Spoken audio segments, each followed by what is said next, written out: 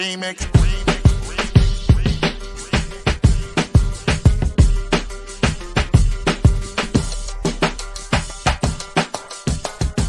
Remix. Remix. Remix.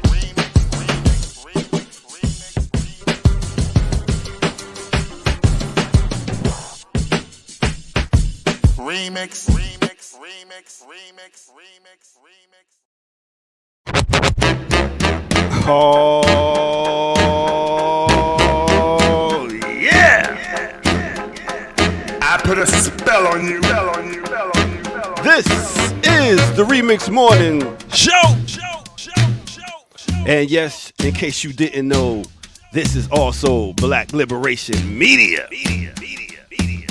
Bringing it to you right here, right now. I go by the name of the Ear Doctor, and it is time for that boom bap breakfast. So tell a friend to tell a friend it is on again as we get into it right here as the records spin. And yes, we got a dope show for you today. As the hosts get ready to come in here, let's get it started off with a little mix to get y'all right. All right, let's do it like this.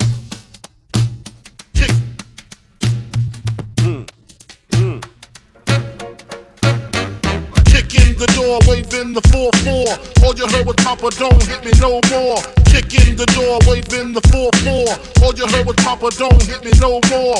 Kick in the door, waving the 4-4. All you heard was Papa, don't hit me no more. Kick in the door, waving the 4-4. All you heard was Papa, don't hit me no more. On your mark, get set. When I spark you wet, look how dark you get when you mark for death. Should I start your breath or should I let you die? In fear you start to cry, ask why. Lyrically I'm worship, don't front the word sick. You cursed it, but rehearsed it. I drop unexpectedly like Burdish. You herbs get stuck quickly for royalties and show money. Don't forget the publishing, I punish them. I'm done with them, son. I'm surprised you run with them. I think they got nothing in them, cause they nothing but shit. Trying to blow up like nitro and dynamite sticks. Man, that's slow as Calico rock diamonds, that's sick. Got paid off my flow, rhyme with my own click. It's the Dan! Oh no! Oh, you can come right in right now! Come on in, on the phone! Thank you. Well, I walked into the office, what did I see? A well-shaped body with his back to me, sitting in a chair with a white gown. She said, Dana Dane, won't you please lay down? She said that she wanted to reveal her face till my hour was up and I was on my way. Now we got to the matter of why I came there. I said, Doc, I keep having these crazy nightmares of the night. Nightmares, they're right. They just show imagination of reality. Just keep telling yourself that they're make-believe. I can't sleep, I toss and turn. Candlesticks in the dark, visions of bodies being burned. Four walls just staring at a nigga. I'm paranoid, sleeping with my finger on the trigger. My mother's always stressing I ain't living right, but I ain't going out without a fight. Come on. See, every time my eyes close, I start sweating and blood starts coming out my nose. It's somebody watching the act, but I don't know who it is, so I'm watching my back. I can see him when I'm deep in the covers. When I awake, I don't see the motherfucker. He owns a black hat like I own, a black suit and a cane like my own. Some might say take a chill, B, but fuck that shit. There's a nigga trying to kill me. I'm popping in the clip when the wind blows. Every 20 seconds got me peeping out my window. Investigating the joint for traps, checking my telephone for texts. I'm staring at the woman on the corner. It's fucked up when your mind's playing tricks on you. Too hot to handle, too cold to hold. They called the Ghostbusters and they're in control. Had a throwing party for a bunch of children. Well, all the while the slime was under the building. So they packed up, removed, got a grip, came equipped, grabbed their proton packs off the back, then they split. About Beagle, the master of evil. Try to battle my boys. Say what? That's not legal. Yeah, I think this is gonna be another one of those funk moves. Hard soul dance.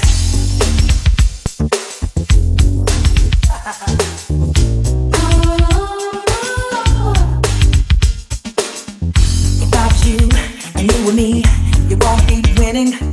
If you want something better, you gotta wanna give your all. 'Cause I believe so much in we, and no, we're not kidding.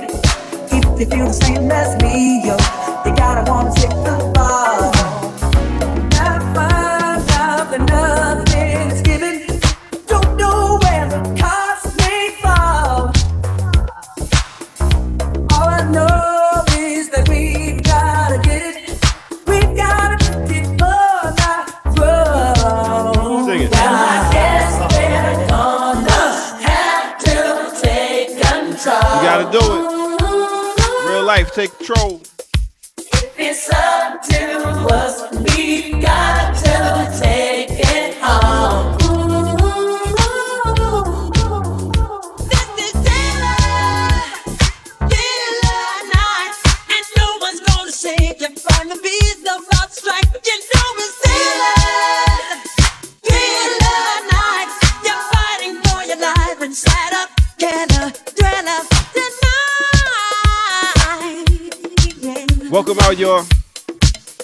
We get you ready for this Boom Bap Breakfast. Big up to all my people tuning in, coming on through. I see y'all in the chat room.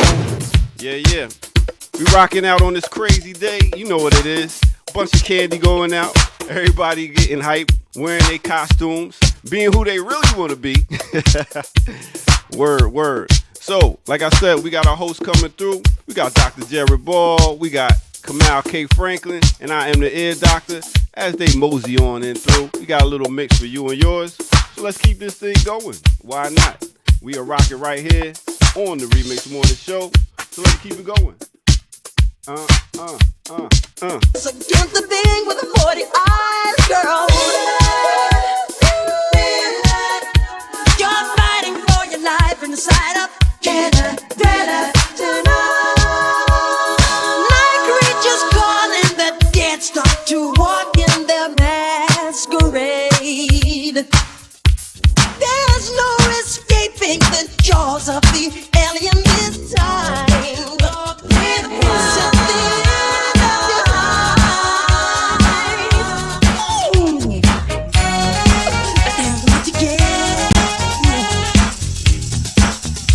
Once again, as we do it up, we bring in no other than Kamal K.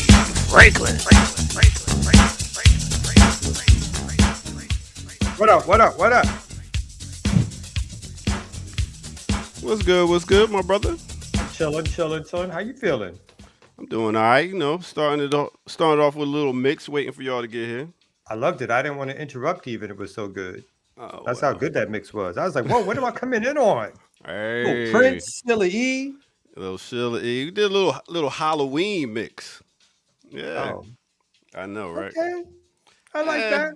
You know. It was, let me turn that Yes, down. I would be going down the Soul Train line. Y'all right. In No fact, doubt. if I can find it, I got a good throwback picture, which I'm not really? sure. Yeah, with a flat top and everything. Oh, wait a minute. He was I used to rock a flat top, son. Yeah. Bruh, who didn't? I had my shit. You know what I'm saying? My shit was Kid and Playish. Oh, yeah. No. You going, yeah. If I find this picture, I found it like the other day. It was on my some drive. I was like, oh shit, that's me. Your kids trying to go out tonight?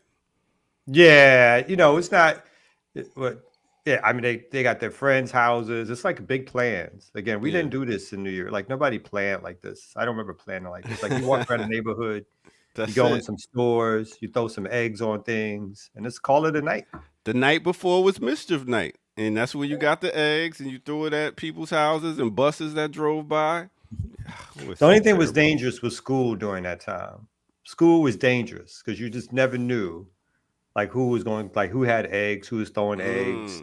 So you always had to be on the lookout. There was one kid, I think I took 1 year, this dude was dressed like Michael Jackson. He like in Thriller outfit. Yeah. And it's like, even just like Michael was cool for an extent, but you can't go around dressing like Michael at high school. So boom. That's what you're gonna be known as. It was like lunchtime, and then he got yoked up. He had the glove and everything. Yoked up. Oh, it was almost like half of him was Michael, and the other half was just yellow. So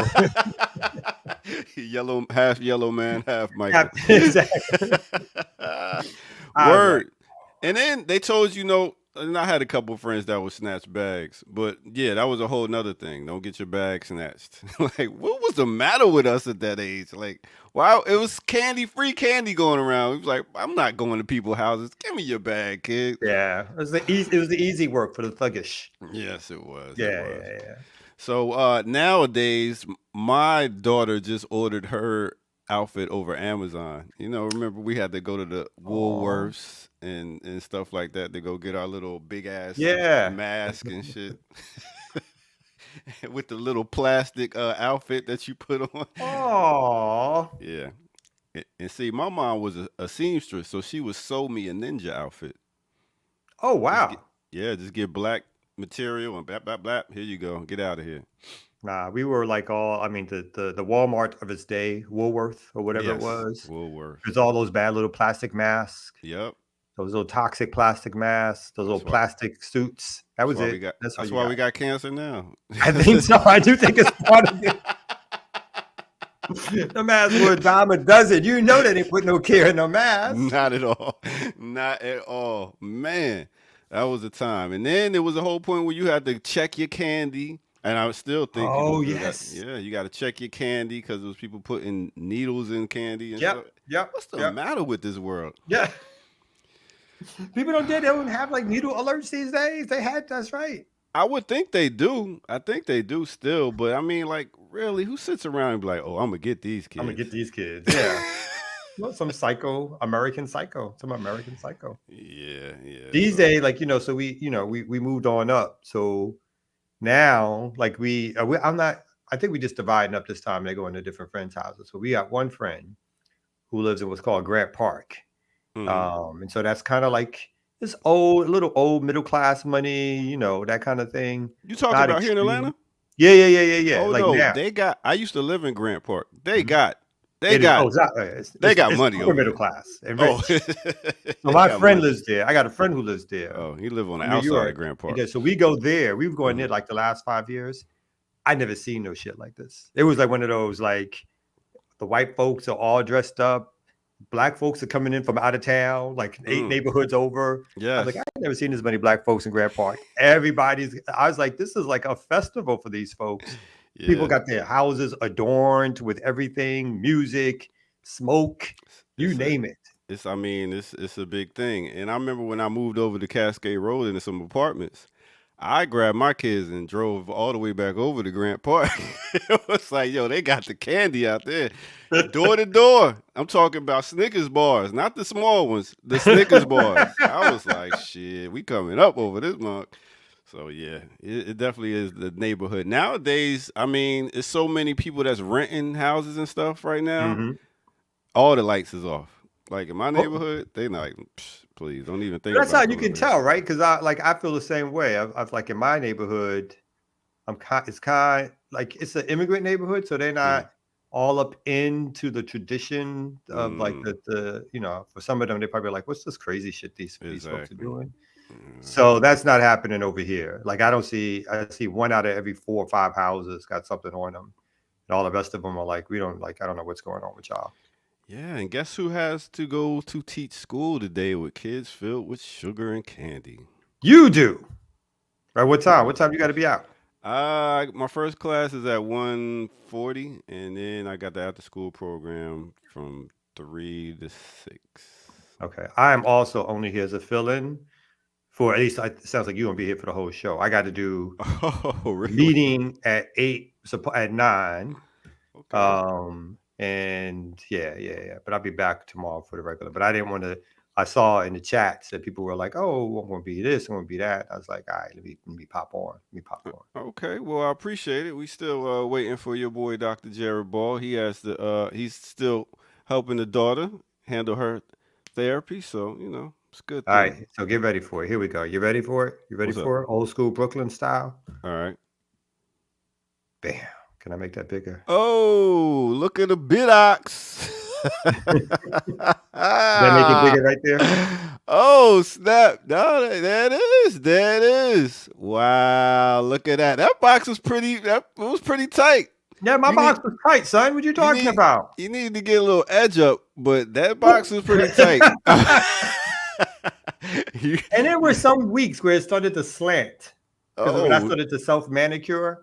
Oh, okay. It was. You know what I'm saying? Like I didn't want to go to I didn't want to go to the barber, so I just did it myself. And all of a sudden, it was like whatever angle I looked at, I was like, I think this shit is the Gumby started just forming out of nowhere. Yeah, not on purpose, of course. Because then you got to work hard to straighten that out and feel like, wait a minute, this looks a little whatever. You ain't got no more Ankh chains. You don't wear no Ankh chains no more around your neck. You got no goddamn Ankh chains no more. Who got Ankh chains no more? That's gone. That was a time. That was a time, boy. You know what I'm saying? Look, little Kari show. Yes. Look, the little Oh band. man, that was it point. right there. And y'all was out there probably at the park selling what? We were at my friends. This is in Bed-Stuy. They had a Brooklyn Arts Festival.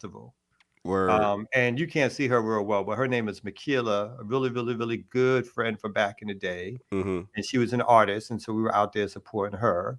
And this is my man who's kind of like always a little bit in the music business, like doing different things. Never made it, but he was always in it. Always, yeah. I'm not gonna say that part, but always in it. His name is Akil. All right. So Yeah. like for a long time, we had our crew. With the handcrafted beads around his neck. I see y'all. Yes. You look mad Cuban, yo. Who looks Cuban? You. In this picture, you look like a Cuban.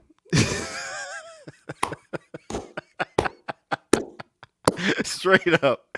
Am I wrong here, chat room? This guy look like he's Cuban. My man saying that they still rock. People, I don't see nobody rocking Ankh chains though. I don't see nobody. rocking those. Women do. Oh, women? Yeah, women wear. But I told somebody like I was never into the Ankh all the time, but of course they were like, we got the red, black, and green beads. Mm-hmm.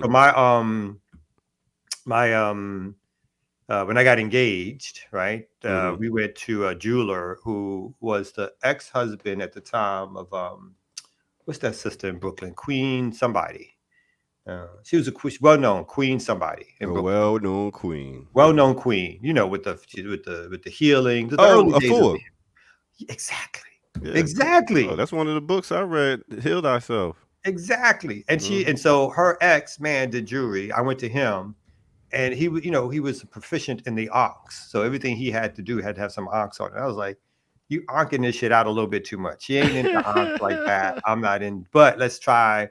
So he did this beautiful design where there was two Ankhs that were meeting, and then it came into the diamond setting and all that kind of shit. So, charged me an arm and a leg.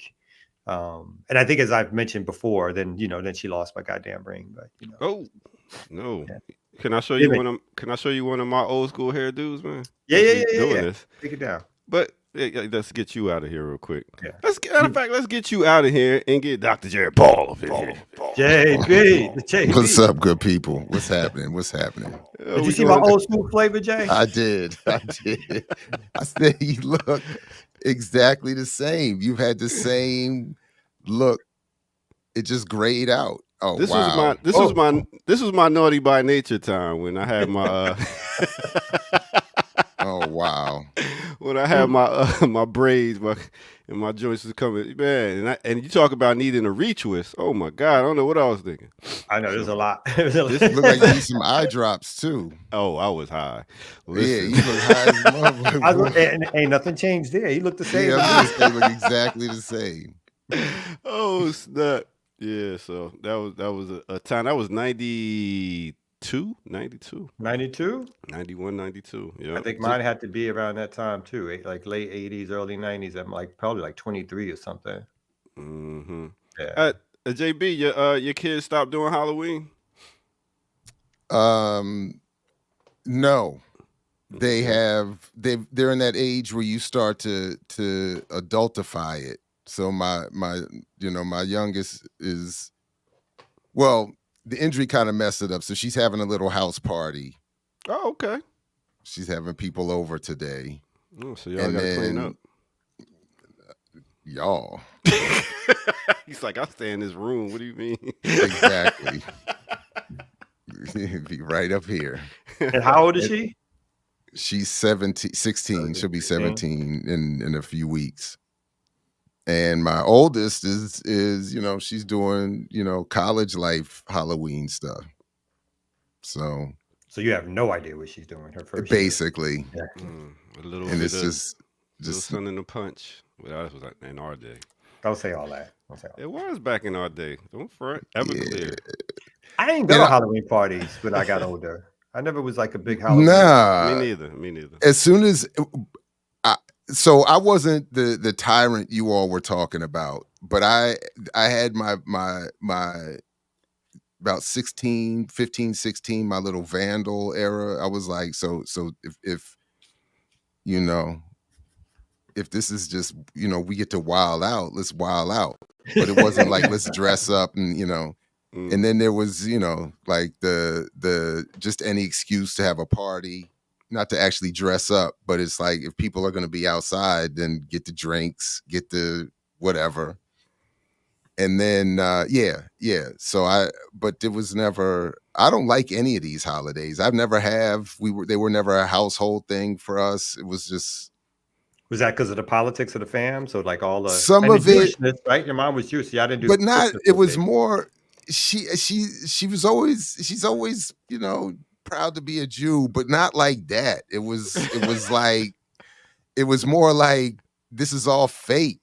This is all, you know, it's all capitalist propaganda. It's all, you know, it was like, ugh. Oh my goodness. She's like, but I do remember. But but no, it wasn't like that though. It was like, if you want to do it, do it. So it was like, you know, she took me to the bins for the cancer masks you were all talking about earlier. You know what I mean? Like that basic plastic everybody throwing on their face. He-Mans and she's like, if you want all that, she was like, you know, I could, you know, we could do that, you know, and if you want, she got the fake little tree for Christmas. Oh, yeah. And then when I was in the Kwanzaa thing, she got the I can't even remember the candle holder.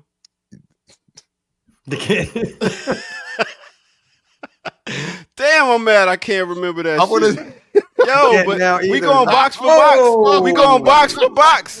If we going box for box, let's go, baby. You see the die right there too? I do. This is my 8th grade graduation picture right here. I had the little gold chain on. I had the rock too. I was like, y'all gonna see this. Y'all gonna get all this right here. Son, you have not changed. He looked exactly the same glasses, everything. You look exactly the same. Hey man, listen, that's why y'all can tease us all y'all want about our vegan diets and all that stuff, but guess what? We still looking good out this biatch. I'm not vegan though. I look good and I'm not vegan. Yeah, you're doing all right. Them Cuban jeans is the Cuban link jeans.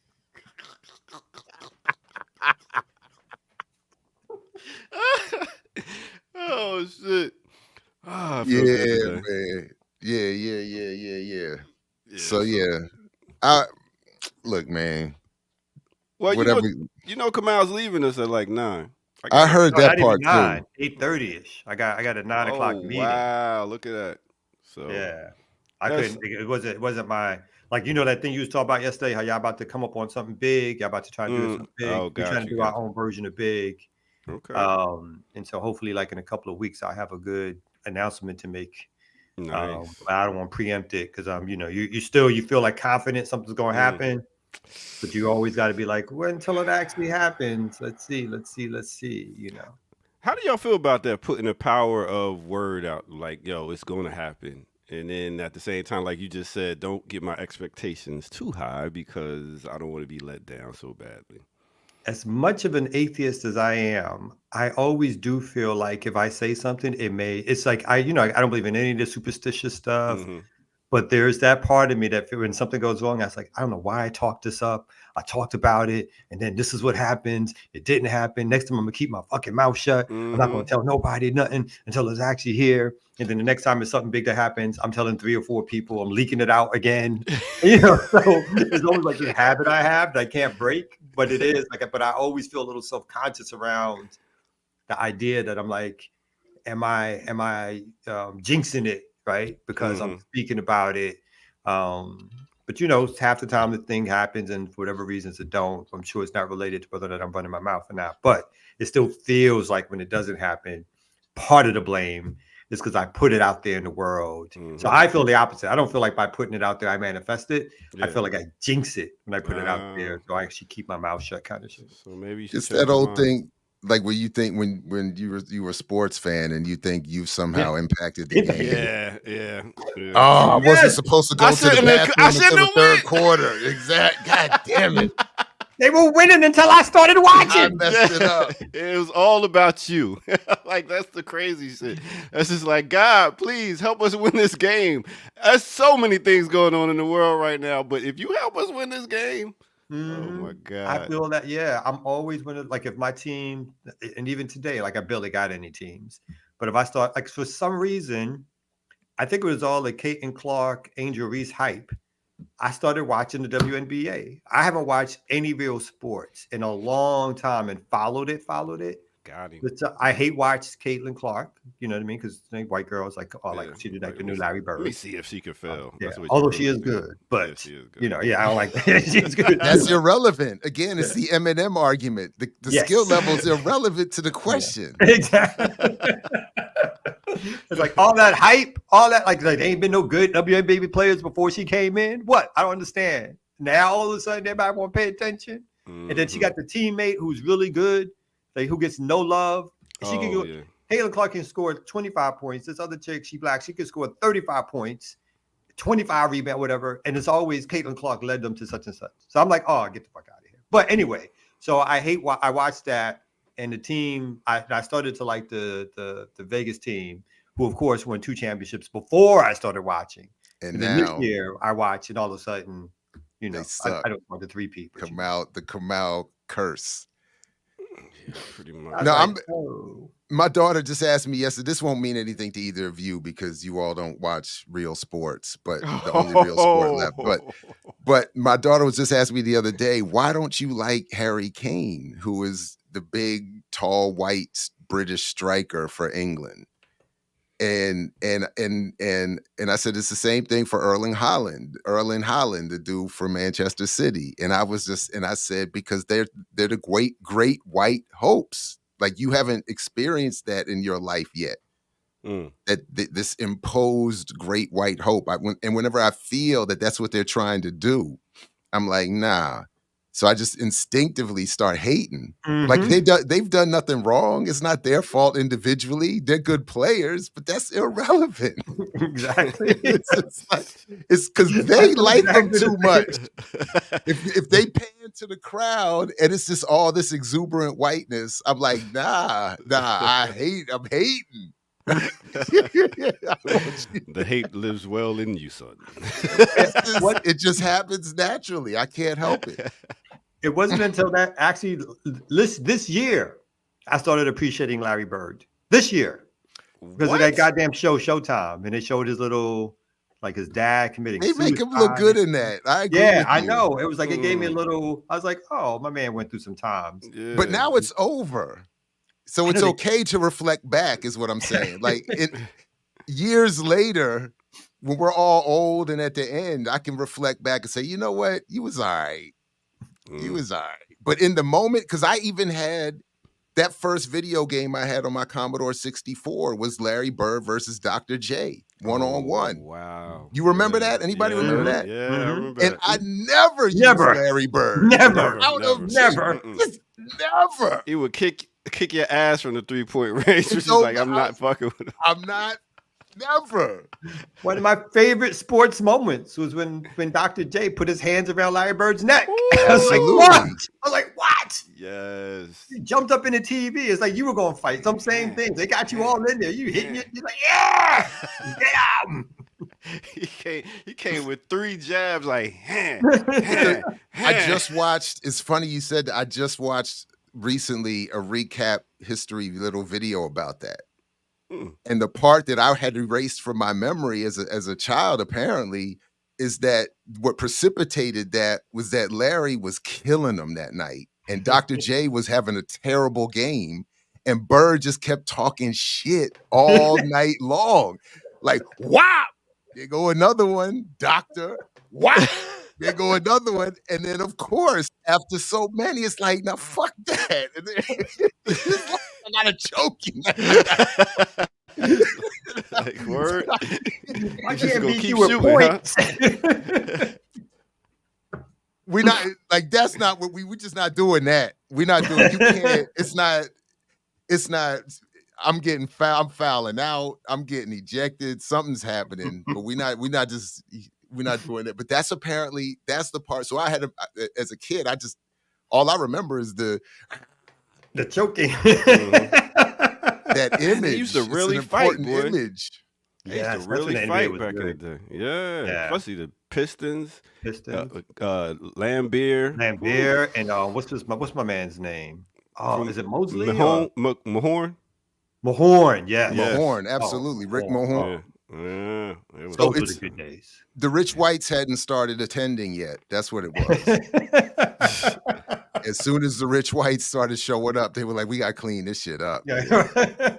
We got to witness the last great brawl in Detroit with Ron Artest. That was it. Yeah. That was Malice it. in the Palace. Yeah, they shut that shit down after that. And it was a collapse, and they punished them dudes for that.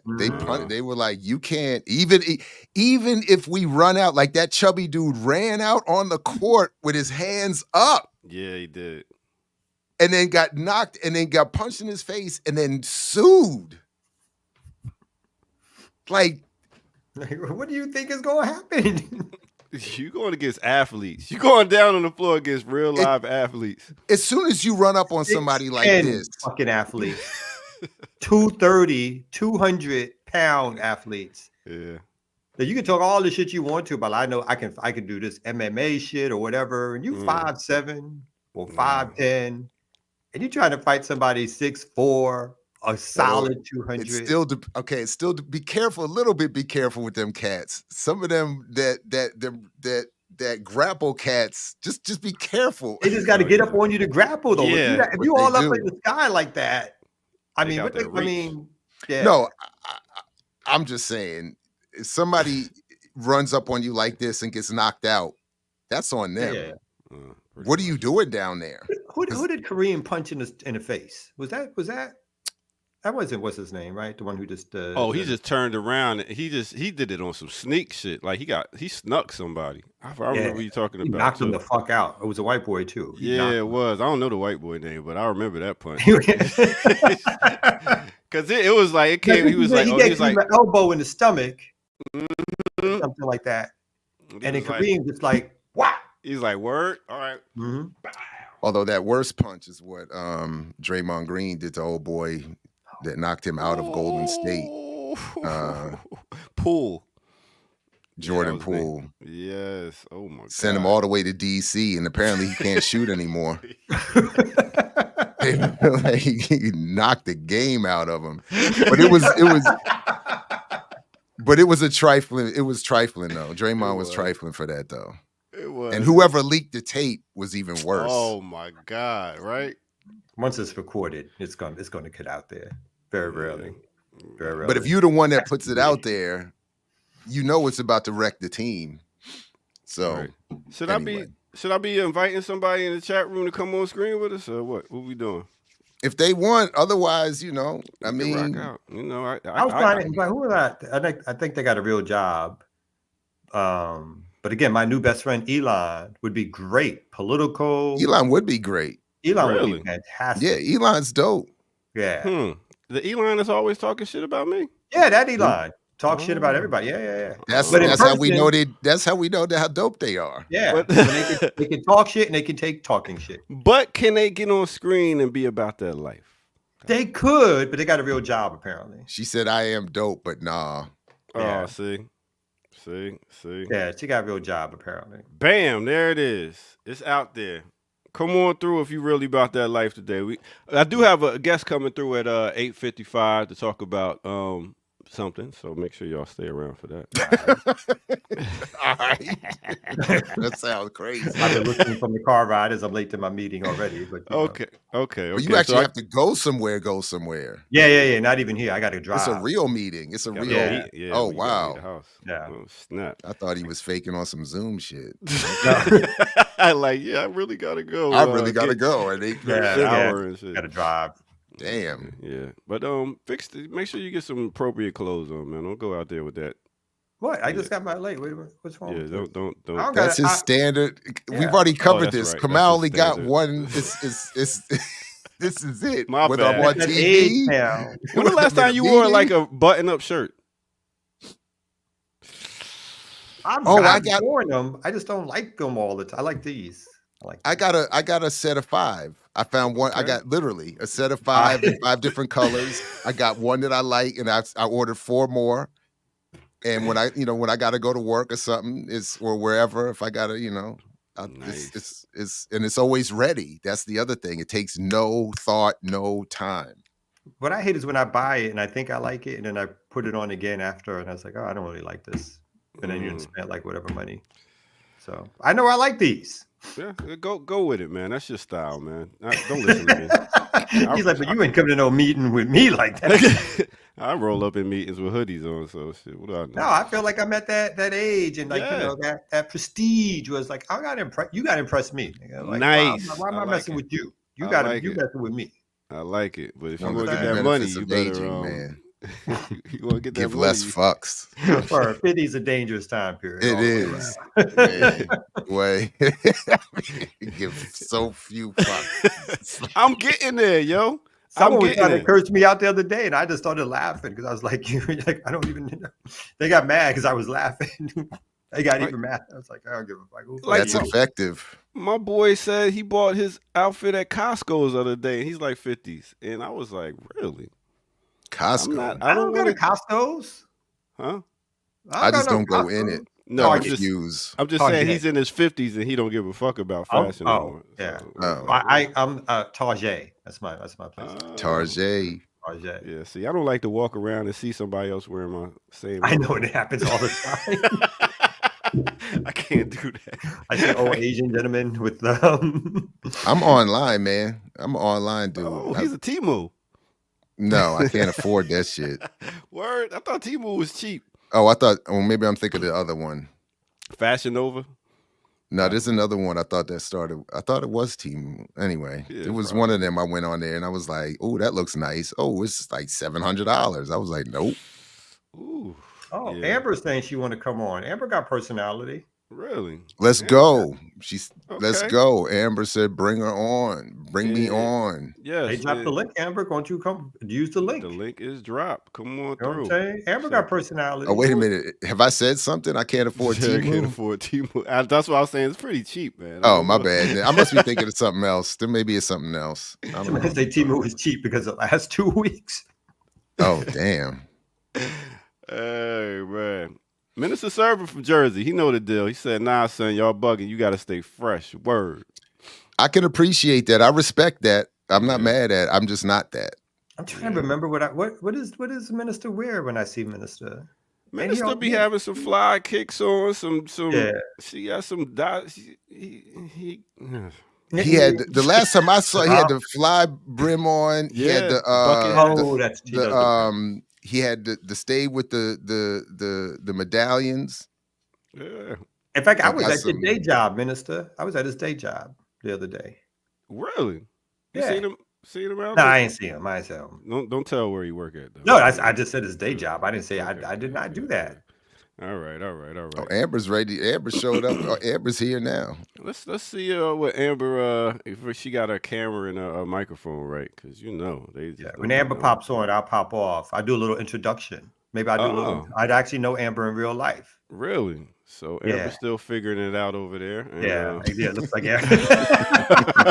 Like Amber, you can't come on without a camera, B. You can't Amber, go to settings. Settings. Get your camera right and your microphone, and we go see. Here we go. We got Amber in the building.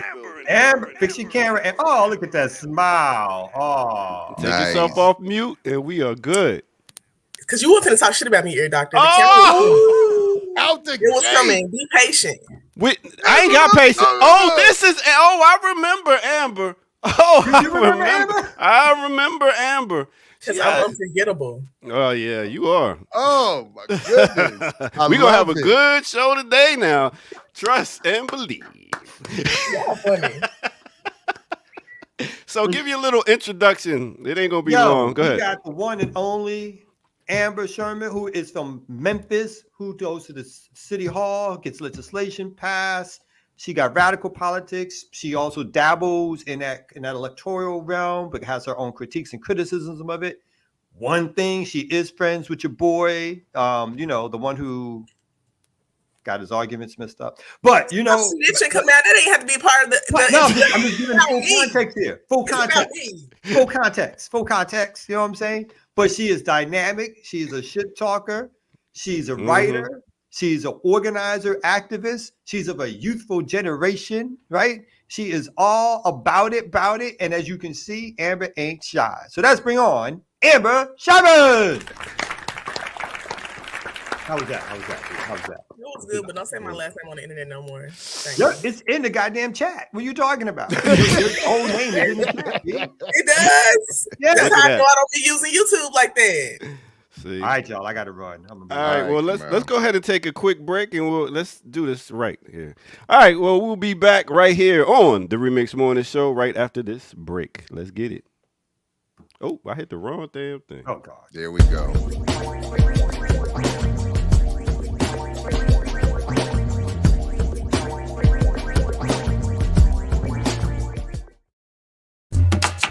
Let me take y'all there. Little remix on the remix. Y'all ready to do this? Let's do it. I put your picture on my mirror. Start to blush when somebody says your name. In my stomach there's a pain. You walk in my direction, I go the other way. I start to stutter when I speak. Trying to stand but my knees go weak. What's happening to me? In the dark, can you tell me what it means? I lay my head on my pillow. Come on. Staring out the window. DC, where you at? North Carolina. The reason why you always on my mind. When you come around, I get shy. When I see you, when I see you, baby, when I never know when you might walk by. So I gotta be loud when I see you, when I see you. A girl like you, started you could look into my eyes. All right, let me take you to a time and place. That's right, we're going to take you back to the 2000s. We talk about 2006. My girl Fantasia off her album, Fantasia. When I See You is the name of the song. Mixed with a little bit of 2007, we talking about Chuck Brown. We're About the Business is the name of the album. And that's Chucky Baby right there. All right, so with that said, let's get right to it right now.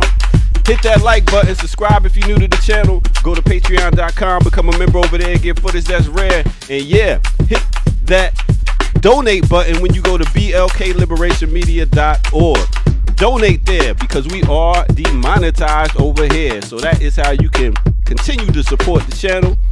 With that said, let's get back to our crew. You know how we do. Driving a hard bargain while I'm trying to talk them down. Man, you ready or not? I can bring a car around. If not, then let me know so I can go and shop around.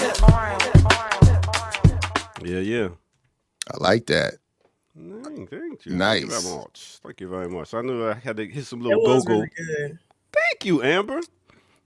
And I think like Fantasia when I See You, like it's getting all the remixes right now, and they be so good. I mean, that song is amazing. Yeah, and I think she's one of the, when you talk about singers, she's one of the singers. I give her, what's my girl from Philly, Jasmine Sullivan, like could really sing. I seen Jasmine Sullivan live twice. And even when, the second time she said she had a cold, you would never even known it. Like she was singing for her life. Even though apparently people didn't know Jasmine Sullivan was kind of sexual. And I was like, did y'all not listen to the last album? Because we were at Bilston Music Fest and they had their kids. And when she started like freaking the mic, they was confused. I said, yeah, her whole album is called Hotels. Hotels, right? All sexual songs. And Lettucey, that's another one who can sing. So yeah, big up to them singers out there still doing it. Yeah. So are they still doing it though? Because apparently a lot of people are lip syncing to pre-recorded tracks. And Taylor Swift be doing. Who? That's what Taylor Swift be doing because she brought Sabrina Carpenter got out on her caught. tour, and she could not catch that note. I was like, "Girl, stop singing the song." And Sabrina Carpenter was pissed. She looking at her like, "Just stop trying." It was so bad. But you notice the singers don't do all these dance moves. Like Jill Scott stands in one spot the whole time. Adele, yeah. moving. They don't move, but the ones that do have dance steps, like Taylor's, the Beyonces, and stuff like that, yeah, J Lo's, they need a little help. Well, I will say Victoria Monet, she has dance moves and she actually is singing. The mic is definitely You're right. on. You're right. I give you that. Definitely her. She's a bad one too. So. Yeah, I seen her All right, live this- twice, and the mic is definitely on. There's, Oh, there's you got one. some, you got. Well, there's a channel that I started watching where dude brings out the recordings and gets all into the waves and all of that. He breaks down all the and can show you how where folks are. It's physically impossible for them to be from one performance to another matching it note for note down to like a millisecond. So he's saying this has to be a pre-recorded track and showing how they even do pre-recorded tracks that sound live. So that so it and Taylor Swift he did a breakdown of her on this tour. And then I asked my daughter about it and she was like, I don't care. I just want to see him. Yeah. And I'm like, if Victoria Monet really? live. I would honestly still go see Victoria because I like her as an artist. If she wasn't singing live the whole time, I really wouldn't care. Because she's a great dancer. She's a great dancer. She's a really good dancer. And people are singing the songs anyways. Yeah, like when I went to One Music Fest and saw Coco Jones, like they were singing the songs anyways. Even Mariah the Scientist, who can't sing but has horrible stage presence, the horrible stage presence didn't matter as much because they were all singing songs for her. Mm-hmm. How'd you like Glorilla? She did her thing out there. She wasn't. I went to One Music Fest last year, not this year. This year I was working for the stupid election, so I didn't go. Getting that election money, I see you. All right. So I guess we could, like I said, I do have a guest coming at 8:55. So we'll get to that. I know we almost there already from chatting and thing. Which is great because I got to leave at 8:55. See how that works? What the? Wow. I'm in Central Time. That's not my fault. It's not my fault y'all be hating on people in different time zones. All right, well, let's go ahead and get to a news story or something before our esteemed guest leaves. Well, if we only have 5 minutes, unless there's something you want to get really. to. It's 7:47. How's that 5 minutes? Oh, you meant 8:55. What time you on? Now I'm confused. It's it's 8:48 8:47 there. That's still more than 5, but that's still more than 5 minutes. That's at least like 9. Where you at?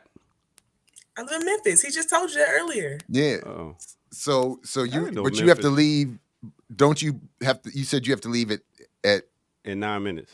Yeah. Yeah. Okay. I mean, really, I could wait till about 9 o'clock on the dot. I'm just going to virtual therapy. It's not like a big deal. I ain't got to go nowhere like Kamal. I'm not in crazy traffic or anything. So tell us about working with Kamal since you are here. Oh, damn. And speaking of That's virtual so funny. therapy, I mean, what makes you think that I work with Kamal though? What makes you think actually we're working together? Well, I mean, I just know him. Oh, okay. So tell us more about what you're doing down there in Memphis, please. Right now I'm working on some more local ordinances. So we have these referendums on the ballot here. And our city council is trash. So they didn't explain the referendums to anybody until like a week into early voting. They posted these little ugly social media graphics. So I've been doing like a lot of education around those. We have 6 referendums on the ballot. One of them would allow for mayoral runoffs. We don't have mayoral runoffs right now. The second one would allow for the city council to set the salaries for the mayor and the division directors in the city council, which they actually already do in the charter, but somebody complained about it because they never did it before till this past year, and they lowered the police chief's salary because we was on their ass. And so then everybody was like, we don't want y'all doing that no more. So they put it up as a referendum. The third one is to change the age to run for mayor and city council to 18 years old and requiring a 2-year residency requirement because the 5-year residency requirement was found to be unconstitutional. And they said it has to be 18 years to run because once you're able to vote, you should be legally able to run for office in anything, like any local office, which I thought was stupid, but okay. And then the other 3 are all gun reform referendums. So what was it that got you active? Like, what was the spark that was like, you know what, let me get out here and make some change? I started organizing like a lot in college, mainly like issue organizing. There was like a privatization plan in Tennessee, like in 2014-ish, where our governor was gonna like privatize the public campuses like engineering and housekeeping services, and it was a lady cleaning my room, and I didn't want her to go. Like I didn't even know they did that in college. The lady was coming in and cleaning and stuff. I said, "Wait, y'all be cleaning people's rooms? That's crazy." But I paid for it, so I feel like you should keep doing it. And they were gonna privatize it to some third party, people who really wouldn't care about us. The lady was super nice. She would write me little notes because I was very homesick, and she was just really cool. And I felt like I went to UT Martin, which is the smallest UT schools. There's UT Martin, UT Chat, UTK. If you privatize the jobs there, there's nowhere else for them to work because UT Martin is the smallest one and it's a small town.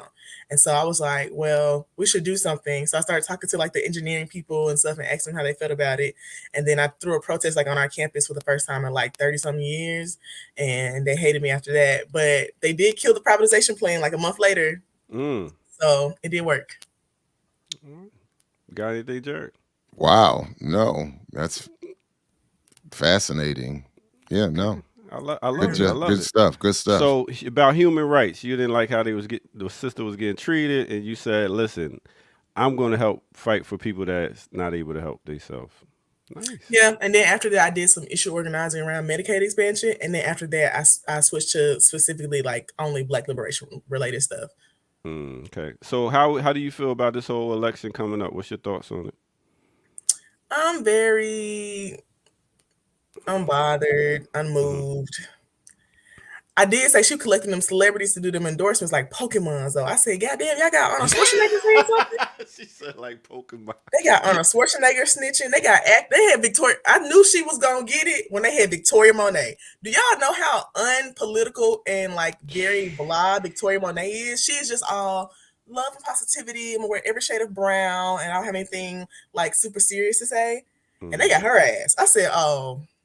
Yeah, entertainers got our ears. They're mostly seen and on the microphone, so they're like, word, let's get it. But somebody said in the chat that the Dems got all the celebrities. I feel like this is the first time they really got all the celebrities though, because I remember working in Wisconsin like 4 years ago, like virtually. I wasn't there in person, but I was doing like virtual organizing stuff, and they had like celebrities coming on to talk to us, like from Grey's Anatomy and stuff like that. But it wasn't the celebrities like I knew right now. It was like people I've seen on TV years ago. But now they got everybody. And I was like, shit. All right. I still think it's very, very close. It's interesting. We were just in this reading we were looking at from my propaganda and public persuasion class. We were just talking about this. It was just in the reading, they're talking about the history of Hollywood relating or the use of Hollywood stars by politicians to get the aura of the star, as it's been argued, to the politician who associates with him or her, and that this association sends a cultural message to the audience, according to this reading we were just looking at. So when we see Kamala standing next to Beyonce, it's just meant to convey, she just gets the aura from Beyonce, and then people just create the association in their mind, whether beyond anything that's actually said or done. Which is crazy because it did nothing for me. I said, oh, you know other billionaires? Wow, cool. Anyways, now I did think that they was really dragging on Kelly Rowland's speech, talking about how good it was. She should run for office. It was not that damn good. It was okay. You could tell she was reading from a teleprompter. The timing for some of the hits on the speech were not perfect. She was all right. Like, it wasn't like oh my gosh, she's the next U.S. Senator from Texas. No, it was okay. And you could tell that she did not write it. And you could tell that she also didn't know where she should put her best inflection points around like the pen analogy they were using. Because I thought the speech itself was actually really good. It had really good analogies, but I don't think she did as amazing as they said she did. But, you know, people be gassing these people up. Even Glorilla did a video. I said, damn, y'all got Glorilla? Hey, they getting everybody. So I'm political Glorilla? That's crazy. Amber, let me ask you, so how can we support you in the things you're doing for the people before you get up out of here? I think people already support me pretty good. I mean, Kamau and I do a lot of like research stuff together. We've written some stuff recently that will probably come out next year or something. But I feel like the people that I've met doing organizing around Cop City stuff are always super supportive. I see some of them in the chat. Ricky, you think they pay Gorilla? Because I feel like Gorilla got money, so they wouldn't need to pay her. Shit, that's more airtime. Yeah, I appreciate it. Y'all can always if y'all looking for like any of the stuff I talk about around local government or whatever, I post the most on Instagram. That's about it. I don't really use Facebook and stuff no more because they suppress my social media a lot. So I post on there and that's about it. JB, you have something? Well, I was going to ask, did you already talk about the singer Loomis messing up with the national anthem? Do you know about this? Has this been discussed around here? Yeah, I know. I honestly don't even sing or know the Oh, national you don't know? anthem. Oh, you don't know who Loomis is? I don't either. One of my daughter showed me this video and got a kick out of it and thought I would enjoy the hate That's of crazy. it. Imagine thinking I even know the words to the national anthem. No, it wasn't the words. It's that she couldn't hit that note. Lord. And then she stops to, she kind of wants to apologize, and then you hear somebody saying, you know, we're live. Like because she said something like, can I do that again? And they're like we're live. So she keeps singing, and then she cleans it up at the end a little bit. She shows she can sing. She just says she got mid song. She says she got nervous. And I told my daughter, I said, that's what you get for trying to sing that song in the first place. That's what you get. Get that girl some milk. Hey, Amber, so before you get out of here, let us know. Wait, what does milk do? It's a joke. Like, she needs some milk. Anyway. The last thing I will say about the election is that I do feel like the messaging stuff, like the doom and gloom around the Trump presidency, does not work on people. And I feel like they're trying way too hard to push that narrative of like, you know, even we got the Republicans joining us, you know, this is all about unity in America, because Black people are not patriotic like that. So I think that they really overreached on that idea. And most people just don't care that Republicans are voting with Democrats. Like, it's not a big deal. So I do think they're really pushing that narrative really, really hard. And I don't think it's resonating with the folks they think it will resonate with. Maybe white people, but not the Black people that I'm cool with. All right. Well, listen, Amber, thank you for coming through, and let everybody know what's your favorite morning show. The Remix Morning Show. There we go. All right. That's my years in radio. My bad. Thanks again for coming through, Amber, and you're welcome through anytime. All right. Absolutely. Alrighty. Thanks, Amber. All right. Peace.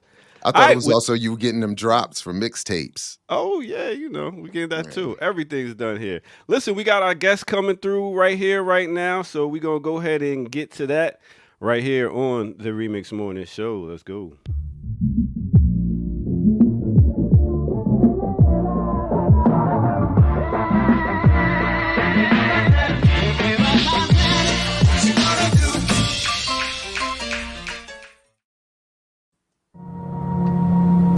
I mean, I'm very optimistic, I'm very hopeful, and I'm encouraged that we will see justice and that we will get it in our lifetime, not when we are passed away from this life, but right now, because our Father deserves justice.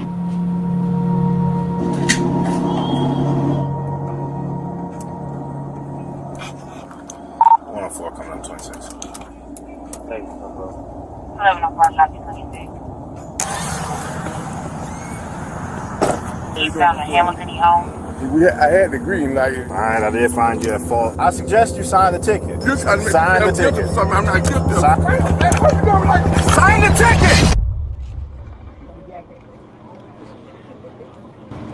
Without criminal charges being levied against them, we don't believe that would represent full justice. Atlanta police have fired an officer following an altercation with local men. A deacon died in Atlanta police custody. The family of Deacon Johnny Holloman calling for the arrest and charges against an Atlanta.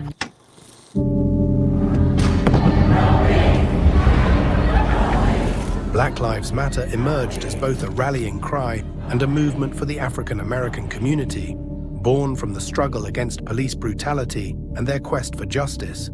At one time, many believed this fight was one their ancestors had already faced and won.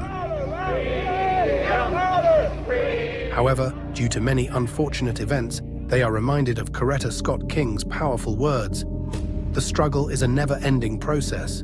Freedom is never really won. You earn it and win it in every generation." Since then, the African American community have continued to fight for freedom, justice, and their rights. The right to walk in our neighborhood and get a midnight snack. The right to a routine traffic stop without the fear of losing your life. The right to walk home safely from a convenience store. The right to safety in one's own home. The right to make a mistake while driving from work. The right to play in the park. Over the years, the list of those lost has grown longer than we can count. Some are known by name, others by face, and a few by their story. What is particularly shameful are the names we don't know. Those who never made the news, who didn't break the internet, or who didn't receive a hashtag. What about them? All right. Now let me bring to the screen the founder of Just Eldridge Media. He goes by the name of Eldridge Washington. What's good, my brother? How you? What's up? Hey, everything is good, man. Listen, I like that. So tell us a little bit about this documentary you put together and what inspired you to even put it together. So first of all, I'm an organizer, activist first. You know this. Our colleague, Attorney Miles Davis, this is one of his cases. And when I first heard about it, for those that just don't know a little background, Deacon Johnny Holloman was a senior citizen, 62-year-old, on the way home from Bible study. Got into a fender bender, like you're supposed to do when you get an offender bender. You call the police because you need the police report to do all the things. The police officer got there, attitude, irritated from the jump, told Deacon Johnny Holloman it was his fault, was preparing to give him a ticket.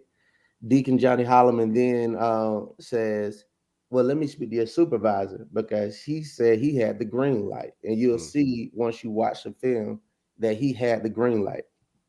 The officer said, sign the ticket. He said, let me speak to your supervisor. Officer get agitated, commences to punch him in the face, tase him, throws him on the ground. Then the tow truck driver that arrived jumps on his neck, and they continue to hit this man until he dies.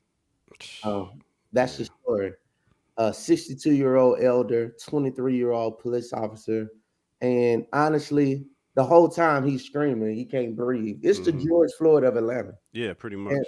And the reason why I use George Floyd, let me just say this: there's all of the cases that we've seen, all of the hashtags are horrible, but we all know George Floyd name broke the world. Like we all talked about it.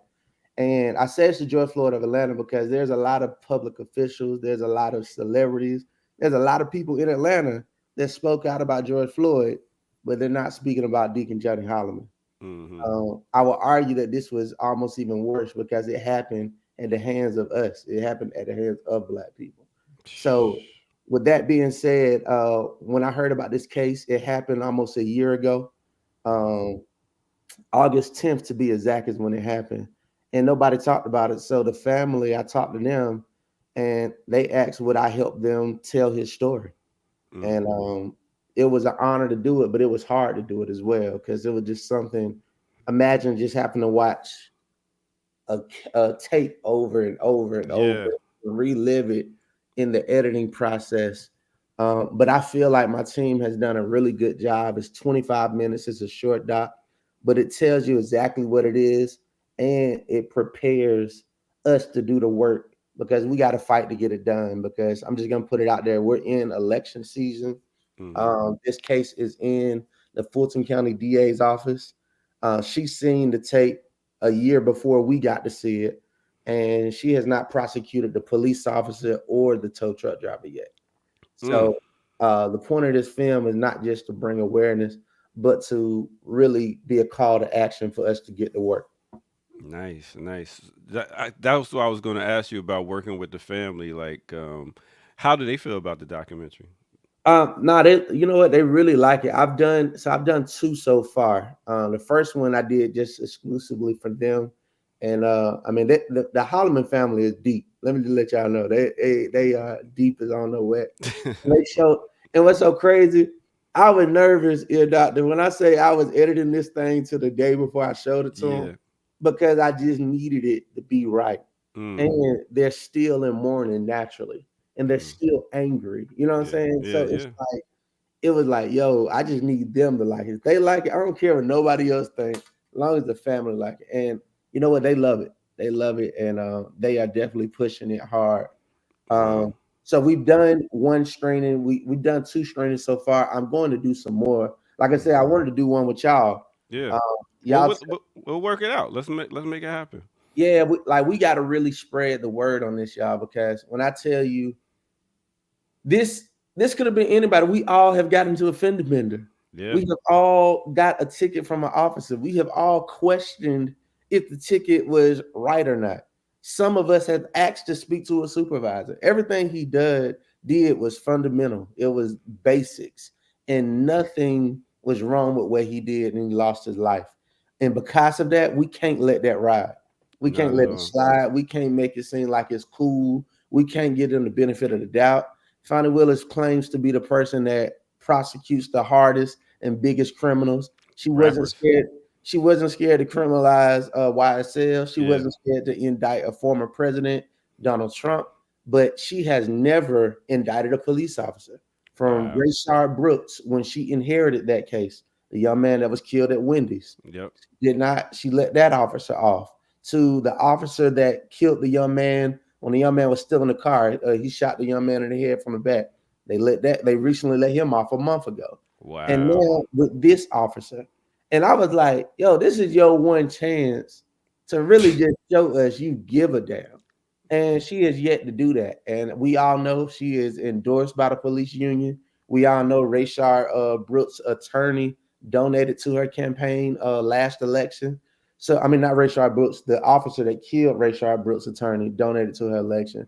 So we know she is in bed. And I feel like she has no intention of ever prosecuting a police officer. Yeah, but she will if we put enough pressure on her. Yeah, she stay in bed. That's the problem now with the other guy. Anyway, yo, I'm proud of you, my brother. We've been working with each other at the Black Man Lab. Let Us Make Man for years now, and I love to see what you're doing. Continue the good work, and also, how can everybody view this before you get up out of here? Please go to whataboutthedeacon.com. Again, that's whataboutthedeacon.com. Please go to that website, type it in. When you get to the website, there's a couple of things you can do. Number one, you can watch the documentary, do that. Number two, sign the petition. That's really important. And then number three, share it with a friend.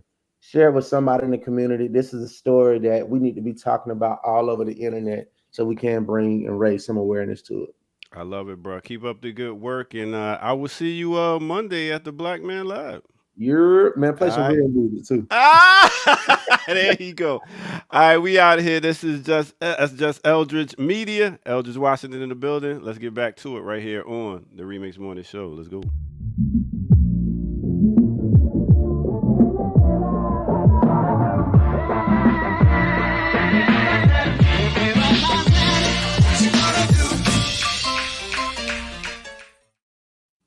Yeah. Yeah, that was dope. That was very dope. Yeah, man. Good to see that, brother. And Eldridge, if you're still around, make sure you put that website in the chat room so everybody can link up on that and send it to me again so I can make sure I put it up. All right. And is Renee joining me? She What might is her not name? come on camera. Is your best life? Is your life better? That's her? Okay, let's see. I don't Renee. Renee. Baby. You're so goofy, man. we gonna bring through your godly voice. No, we just got to change the settings. Oh, okay. So that you can. I got you. There we go. Cool. There we go. Renee, what's good? What's going on, man? Hey, everything's good. Good to see you. I felt bad, y'all. Everybody dipped on Jared. I was, Everybody, you know dipped me. on I don't Jared. care. I don't know. care. Yeah, I know. Wait a minute. Everybody dipped on Jared. Like, know you're what am I? still there. Well, you I said don't- you you leaving. don't Crushed like grapes staying over on here? screen. Nah, don't you like said staying you on leaving. screen. And yeah, you don't even like being up there. You like doing the godly voice thing. You like, that's your thing. I wasn't gonna leave. It was gonna be the doctor's office. But Oh, I'm I glad thought you you said said you was leaving at 9:00. No, that was him. That was what's the name? That was No, Air Doctor Amber. don't have to work till 1 o'clock. He's good. No, I'll be here. I'll be here till the end of the show. Oh. All right. Nah, well, but you know. Look, I don't have to stay. No. No, you're always welcome. I just misunderstood what was happening. This news talk is above my pay grade. This is why you're here. You know, but you know what's well. No, say it, Jay. I was gonna say, I mean, it is news, and I'm being very childish about this because it is more than I'm giving weight to it.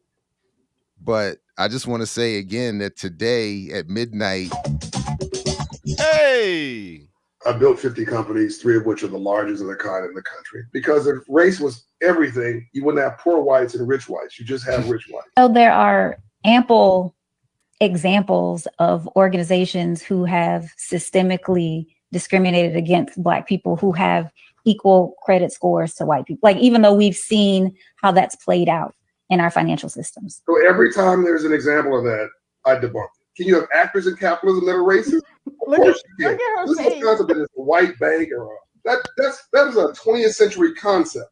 And by the way, Those banks literally used to have enslaved people on their books. And this is such a healthy conversation. Oh man, yeah, y'all got. I cannot wait. I cannot wait. Listen, I literally, I zoomed in and took a little clip of Erica's face while he was talking.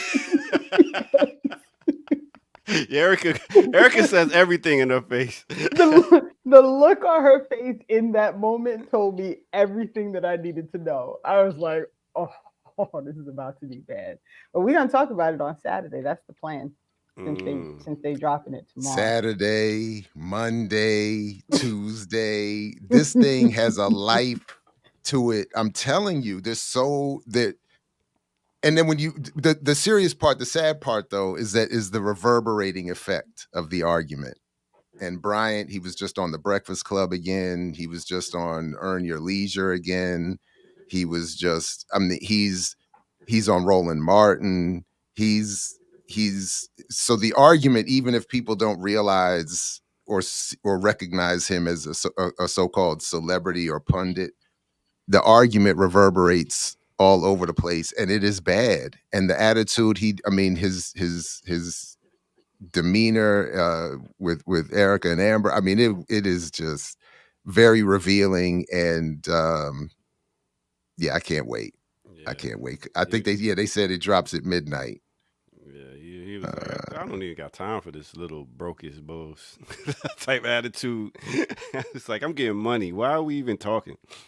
So. But his business model, if you look it up or just pay attention, his business model has always been getting both white investment and then, white investment to attract and capture Black revenue to be deposited in white banks, real estate ventures, et cetera, and so forth.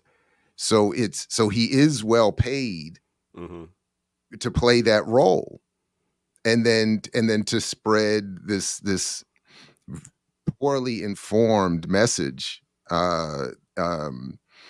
about the economy and what Black people can do, and the role of race in the economy. I mean, it's and their ability it was remarkable. I couldn't do it. I couldn't have done it. I wouldn't have made it through the hour. And but seriously, the document we're left with is going to bear intellectual fruit for a long time. Renee, what's your thoughts on this dude? I don't like Black people who lie to Black people about things that are deeply impacting the material conditions of Black people. So he's on my no list. I can't. And I think this election cycle has really taken it out of me with these nonsensical conversations about why we should be picking, between two sides of the same ass. I just can't. I can't. You know what? ZC has a really good idea. Ooh. Should do an early release for Patreon. I mean, it's only 9:00. You can ask Erica. I'm pulling up the text right now. I'm about to send the text right now. I want to watch it now. Wait a minute, not right now. Give it at least 45 more minutes. I want to watch it at 10:00. Damn it. My goodness. So So Renee, how is it on Saturdays? How's it Saturday? Let us know a little bit more about Saturdays with Renee for people that don't know about it. So we roll at 11 a.m. every Saturday. Jared always entertains me in my many musings. I tend to do a lot of I fall down a lot of rabbit holes. So I'm always researching things, and the intention and the goal of the show, honestly, is to just provide people with information that they are unlikely to have any time, energy, or desire to search for. So we try to break some propaganda. We talk about things that other people are talking about. And we review a lot of this stuff. And we bring folks on who are organizing and, you know, who are doing different things in communities. The goal really is to just provide information. So that's what we do. And you know what? And if you pay attention, what Eric, what oh, I'm sorry, because I just sent Eric a text. Renee? What Renee has been doing is expertly breaking down this stuff that Erica had provided for us in the run sheet. Look at that. Look at that transition to news. I see you. I see you, JB. I be trying a little bit. So I like this breakdown from Master Student. Kamala said some of y'all niggas need to come back to reality. What it say? You can niggas for Trump all you want, but you will never be part of the white billionaires club. She then highlights health disparities in black men. So part of what we have to help people understand is don't think you're in Donald Trump's club. You're not. Right. He's not going to be thinking about you. You think he's having you over for dinner? You think that when he's with his buddies, I'm telling you, his billionaire buddies, he's thinking about what we need to do to deal with addressing, for example, my work around what I'm doing to address disparities in black men's health, around colon cancer, around what we need to do around screenings, what we need to do around prostate cancer. Black men are twice as likely to have, and screenings, what we need to do to address. I'm a survivor of prostate cancer. Right. You know what I'm talking about. So in other words, he's saying I survived prostate cancer before you did a damn thing. But here's the thing that kills me.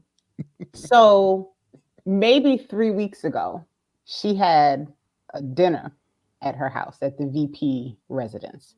I hope she made them greens. Good. And it was all the CEOs and the millionaires of the corporations that she's trying to get money from. So black people ain't invited to her house either, right? That people even zone in on this and think that she's giving, like all she's doing is pointing to y'all the stuff that Donald Trump does, that she is also doing. But she's like, no, don't look at me doing it. Just look at Donald Trump doing it. Like, this is the play. This is the game, right?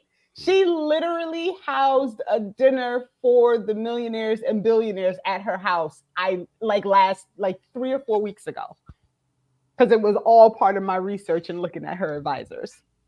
So what are we talking about right now when she's like, he ain't inviting, and then this fake ass black woman thing that she does, where she thinks she's really putting out her black self when she's on these shows, and she wants people to be reminded, like, don't forget, y'all, I'm also part black, even though I spent the majority of my life resonating with my Indian family. And no shade, like, people, you have to. She went to Howard, though. Yeah, Renee. I was about to say, She went don't to forget Howard. about that. White people go to Howard too. Do they? Like, it's not like they shut the doors. Anybody can go. But it's also true that that I don't know what percentage it is, but there is, how do the scientists say, something greater than zero, a percentage greater than zero, that black people go to places like Howard in particular to get the black experience they themselves have not had in their own life, and they want it. So I'm not mad at that either. But is it really though? No, it's That's my obvious. point. It's not, and it's certainly not a black experience that teaches you to care about the rest of black people, because it's the black bourgeoisie experience mostly, more than not. Right. But did you all know? I just heard this yesterday. Is this true that her husband had an affair with the babysitter? Whose husband? Kamala's. No. And I didn't know that. I don't know that rumor. And that with his first marriage apparently ended in divorce, allegedly having something to do with this affair he had with the babysitter. And now that because someone was hating on him and was making a joke about it, and then whoever I was listening to claims to have looked up that this was actually true. The nanny. Was she black? I don't know. That's a good question. Was the nanny black? Oh my God.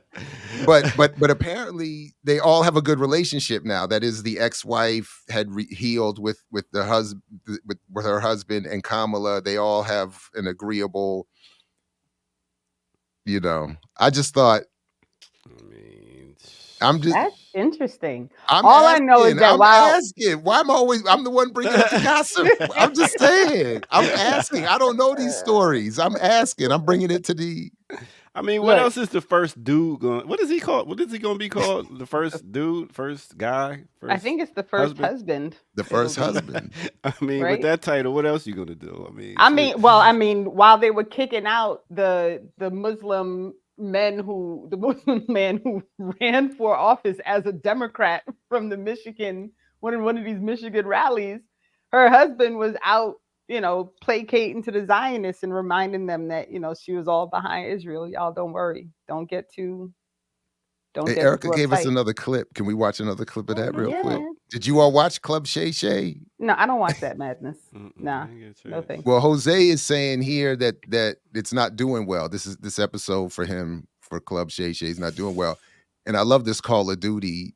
I know. I was trying to get that from my boy in the Call of Duty. Well, I was being sarcastic because it's military psychological warfare propaganda that, of course, now features a new track from your boy Killer Mike. But that's a whole other story. Here we go. So first of all, let's clear up certain myths. Okay. You know those checks that went out? Yes. Those skimmies. Right. Right. Stimulus check. Yeah, I know. Well, right. Yes. Yes. We got to be full. Stimulus, but they call them skimmies. Okay. The reason those came about is because there was a Democratic majority in the House of Representatives and Congress. Mm-hmm. People like Maxine Waters, people like Hakeem Jeffries, right? Yes. Who did the work of pushing to say people need help right now and we need to send out checks. There was a whole lot of opposition to it, including from Donald Trump's White House. Yes, even him. I think he was resistant to it at first. Yes. That's why those checks, remember, Congress holds the purse. Yes. So really, Congress wrote those checks. But then Donald Trump, unlike any president before or after, decided he put his name on those checks. So therefore, people thought Donald Trump gave me that check. And so let's clear that up first and foremost. Okay. So in other words, we don't need the president if we have the Congress. But what's so funny? If that's the case, why didn't I get my full $2,000 then? Where was the rest that Biden of my money? promised, right? Where that was Biden the rest promised. of my money? And where's the more? Hakeem Jeffries of all people, Mr. Israel today, like Mr. Super Israel. I can't stand these people. And it is so wild to me for some of us who grew up on. Again, it's not anybody's fault that they're related, but it's so wild to me that I grew up on Leonard Jeffries' beef with the Jews of New York over education, to see now his nephew leading the Zionist charge in Congress. These are the moments I do wish I was, part of the family. Like, what's these discussions like? What's the dinner table discussion like back at the crib? That is just amazing. But yeah, that she would drag his name out as if we heard Hakeem Jeffries' name, now it's like, the realest. You got to remind everybody about Hakeem with his fakeness and his using rap lyrics to give speeches. And wasn't that him with the A to Z thing? And Israel yesterday, Israel today, Israel forever. Yeah, I think that's how if it wasn't verbatim, that's the energy. It's craziness. And Brittany made this comment, and y'all are acting like my bad. Wait, sorry. That was my fault. Where was it? Go. Yeah. Y'all are acting like code switching is brand new or that Kamala is any worse than any other black who grew up not stereotypically black that puts on the black voice and tries to be relatable. Can we just be clear? And Brittany and I have many conversations and many chats, and I appreciate her input. The term code switching is, to my understanding, y'all can correct me if I'm wrong, but that's when black people have to act white in order to maintain their position. So let us not make the mistake of putting that on people who are attempting to, be part of the black community in some way with their words and speech. That said, when you have a person who is running for president and who is actively working against the black community with everything that she has ever done, including her entire law career where she worked in a prosecutorial office, do not in any way, shape, or form pretend like all this nonsense is not her playing a game. Okay, she's not trying to survive in them streets. She's not trying to make sure that, the homies on the block get down with her. She wants to pretend like she cares about black people, which she does not. So let us not give her any credit. Please let us not give her any credit because she don't deserve none, zero. So that's not code switching. That's fronting. Let's just get so we can get the. So let me ask y'all this. How y'all think the reaction is going to be like as Minister Server? It's going to be interesting to see how blacks are going to act when Kamala loses or if she wins. Like, how do y'all feel like the reaction is going to be? Is it going to be blacks turning against black women, turning against black men, saying y'all didn't vote? Or is it going to be if she wins, are we going to, it's going to be interesting. There is a narrative that wants that and that is pushing that it is, and the Obamas are leading that charge, that it's black men who are failing her. And at least one of the virtual panels I've been on, a black woman did say that, and it said it again to me in the chat of our panel, that essentially that my refusal to vote for Kamala was about gender and not politics. So that's anecdotal, but there is an attempt to point that narrative, and the Obamas ran it the last time. When Hillary lost, part of the narrative was black people didn't. So I do think that that'll be part of it because they never want to acknowledge that people are not supporting their candidates because they're whack and their policies are whack. They don't want that. So that's definitely an attempt, at least. I don't know what exactly will play out, but yeah. And how do you think the other side, Renee, is going to act if Kamala wins? You think it's going to be the rushing the White House thing again, or what? I mean, I guess that's possible. I heard somebody break down January 6th, and they were like, okay, so like 30,000 people showed up in Washington, and then like 800 of them actually went to the Capitol. And this was just not this thing that was like this massive invasion of people who were upset with the elections that people want to make it out to be.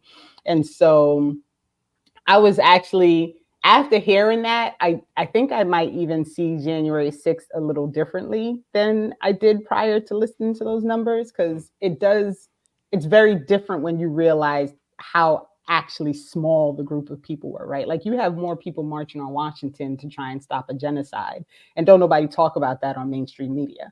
So very good point. I think the goal, now that I understand those numbers, was really to make people afraid of this potential, like, look at what's going to happen, right? And so on Saturday, funny enough, we're going to talk about, no, not on Saturday. This is going to be a Patreon because we got Mtume to watch it. We're going to talk about a documentary that I forced them to watch called War Games. And that's about like this potential threat that could happen in January 2025. And in the end, someone's going to be mad. I just don't know that it's really going to be to any extent that's so vast that we need to be afraid of what's going to come. But that's literally how I see all of this. Like, that's how I see Agenda 47, is how I see Project 2025. It's how I see this future fascism that people think is coming, that's built up of all the things that are happening right now. Like, I'm not moved by the potential of what can happen in response. Like, people will be pissed off. There'll be people who say it was, a fake election and da da da. I'm not even really convinced that Trump wants to win this election. I'm not. Me neither. I really don't. I really think this is being given over to the Democrats to like they're trying to test out stuff to see how it would be if we put this sister in the office. What can we get away with? Just like feel like Obama. Like, let's see what we can get away with. How are people going to react? What's going to happen? Like, these are like tests to see the waters. I don't know. But I feel like he's really like had a election by some of the stuff he's saying. And another thing I was thinking about, like, if people like just watch the Remix Morning Show and just like they first time dropping in, it almost seems like we want Trump to win. Do y'all feel like that? I think people, I know that's not what we're saying, so I don't even, but I'm sure that because people have this impression of, if you're not voting for Kamala Harris, you are giving your vote to Trump. And it's nonsense, right? Like, my other choice, honestly, would be to pick none of them.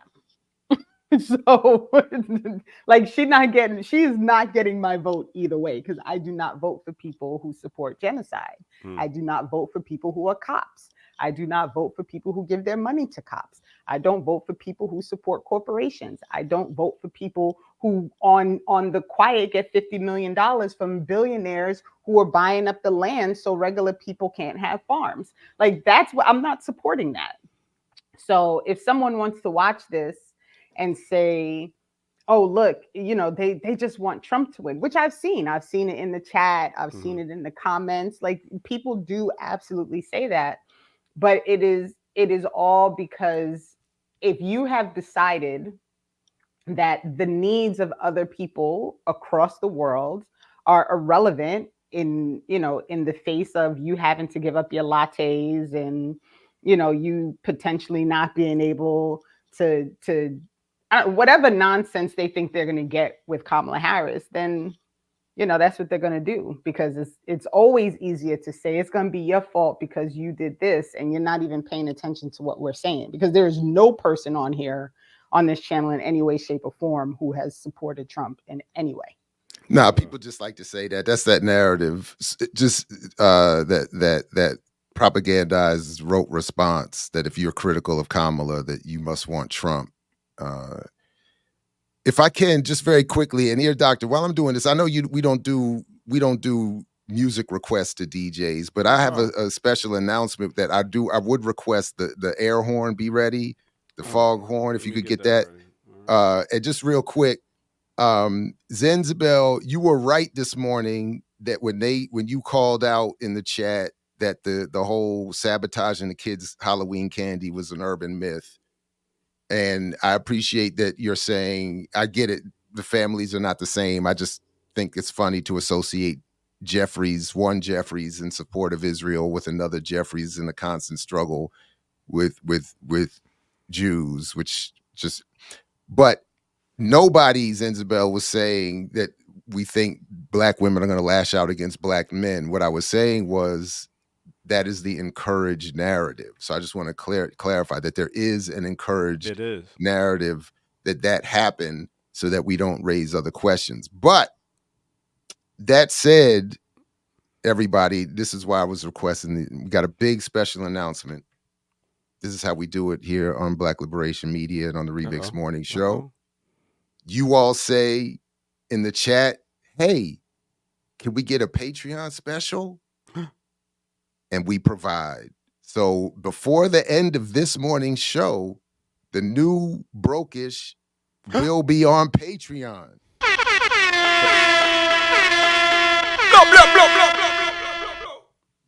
So please, if you are not a supporter of our Patreon, this is the moment of moments to get this 24-hour advance preview of what is, I promise you, a legendary document. Big shout out to Erica and Amber and Brokish. Big shout out to, I think, Lateef with the suggestion. And teamwork, it's in process as we speak. So Sign up. Look at we deliver here on the remix. We deliver here on Black Liberation Media. Stop playing. Stop playing in our face. Like your girl Kamala. Oh my goodness. This is Yeah, gonna this is be about- something. I can't admit- wait. I can't wait. I admit And I'm with- not in. Yeah, go ahead. When we're doing the special, we doing the viewing, right? Of what? Of the election night. Is that what we was talking Oh about? doing? yeah, I mean I'm Okay. down. So yeah, it's set up. I'll be there. I'm Yeah. hanging out. I'm watching. coming. I'm All We right. got Renee coming. I think Geechee's coming through. I don't know who else is coming through. Let's do it. I hope to see. I don't know how long. I said it to start at 6:00, so I'm gonna figure in 2-3 hours. I don't know. People can come and go. I'm gonna have I'm definitely getting drinks. Uncle Are we Nearest. Are we gonna do like a drink oh. bingo? Like, wait, what are we gonna do? We got to figure. Black I don't jobs. know. I would love to do it. I would love to do like a bingo. Like I think I will look into it. If others can do that too. If you have a better way of coming up with a virtual form of bingo, I would love to. I'm down for all of that. What To state? me, I just. Huh? Like what state? Like what state wins? Who we think gonna win? Something. All of that. We could do all. I mean, I'm up for whatever. Because look, I acknowledge. I'm in full agreement with all the arguments that this gets too much attention, that we have to be doing other things. I acknowledge all of that, but I also acknowledge that this is being put so much in our face that I do want to have a little bit of fun with it in as we watch. And I also think it's going to be a the great charade, time to yeah. look at the media propaganda, because All of that. we're gonna have to pull up some of the nonsense because the stuff that people say, man, is wild. It's wild. This whole thing is. I can't wait for next Tuesday to be over so that we can just move. I mean, in like 2.5 years, we'll be right back to people saying we got to vote for the lesser evil. But at least I'll get a break. I ain't gonna front. I do like that weed being legal thing. I mean, y'all got it in y'all different states, but here in Atlanta, I'm like, God damn, let us live. This is Atlanta. But again, yes, all of that should be the case. Yes. But the question is just what we were talking about before. Why didn't your party do it already? Why you were in there with your boy Biden for 4 years? Why didn't you fix the gap in that stimulus check? Why didn't you legalize the weed? Why didn't you expand the health care? Why didn't you do all of the things that you're now dangling in front of us to get us to vote for you? All knowing that you still got to get this through your own party in Congress. That's what I kept hearing in those little clips with Shay Shay. Like it's the same thing with the reverse. Yes, Trump and them can try to enact a bunch of things, but if the party you want us to vote for is also standing on its business in Congress and the Senate, they can't just roll through whatever. So if your party isn't complicit or fully complicit, a lot of the things you argue will happen can't happen.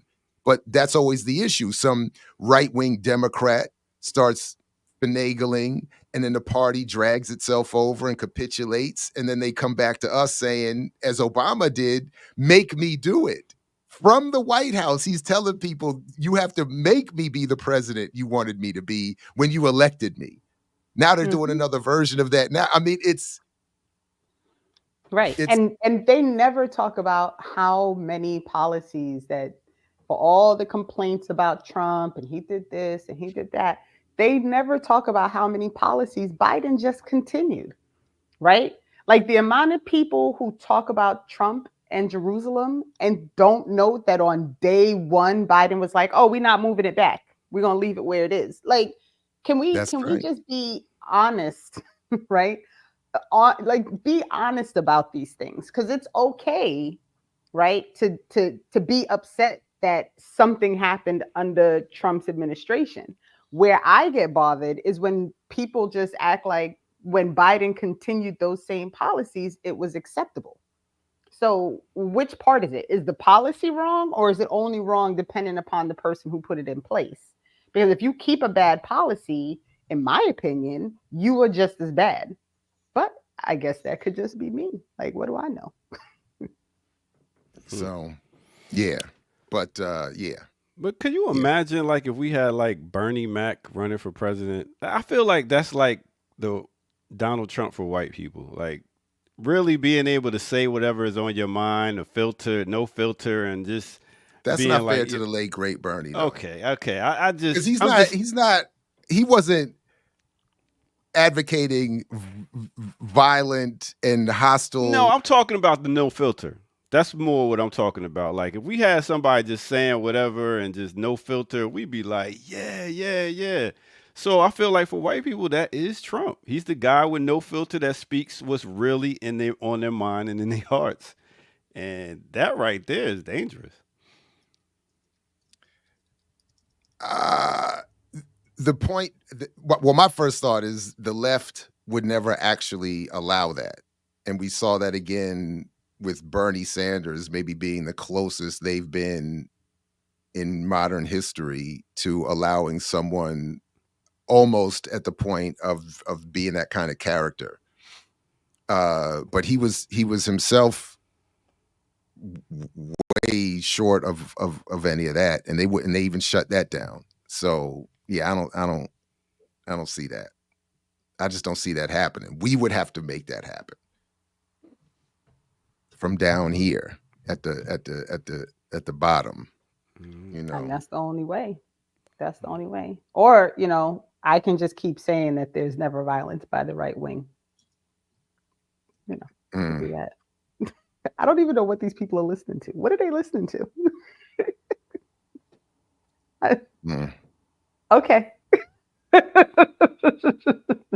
We got any more stories? Oh, there's plenty. Erica, really, again, is hooking us up today. She got plenty of stories for us. And I did like this one. I heard about this one. The vaunted Washington Post. Did this one get discussed? Yeah, Jeff Bezos defends Washington Post non-endorsement, says Americans don't trust media. Unless it's black So- liberation media. So apparently I had heard that there are a number of folks who work at the Washington Post who are upset that Bezos, and have even resigned apparently because Bezos, one of his head editors, yeah, editor resigned because he wouldn't allow for the endorsement to go through. He nixed it. So this idea again that this bastion of old media is part of a free and independent press is some nonsense, because Boss Man said we don't endorse candidates, probably because they wanted to endorse someone he's not going to vote for. Yeah, they voted to endorse Kamala, and he nixed it. And his boy was like, "How you going to be running the newspaper?" 3 people left the board. Thanks, Ricky. How you going to endorse somebody that I'm not paying for? That I'm not paying for. That's not how the game's supposed to work. Yeah. So, I don't understand should papers even be endorsing candidates? I feel like they shouldn't be doing that anyway, right? Your job is to present facts and news, and that's it, right? Ricky literally just wrote the same question as I was talking. Why are we doing this as news outlets endorsing candidates, right? That shouldn't even be part of the conversation. And so if I see an endorsement, I'm actually more likely to take you seriously as a paper, because why are you picking sides? You're not supposed to pick sides. You're supposed to just give people information.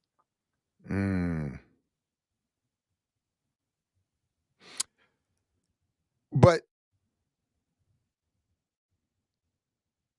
yeah, you would think so, but given that that's never what their goal has been, they're always to set some sort of political edge that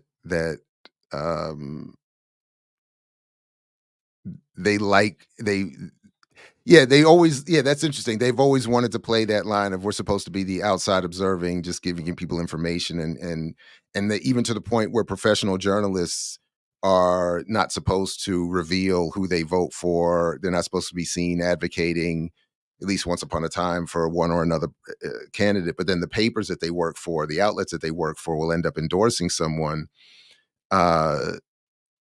which belies the role they claim to play, but then reveals the role that they really do play, which is to set a certain political agenda, what are acceptable politics, and that and the third. But this story also reminds me of an argument, the old Herman and Chomsky argument about the propaganda model, where for years, at least, the argument from the right was always that the media in this country is too liberal. Right. But as Herman and Chomsky used to point out, those claims were based on the alleged politics of editors and journalists, but was never an assessment of the politics of the owners of those outlets, which are always decidedly conservative and right-wing. And this reveals that in yet another example of that the elite advertisers and owners of these media are often far more to the right than the people that often even populate the presses themselves, which again is meant to show the limits that they're allowed to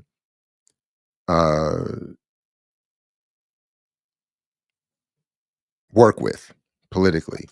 Right.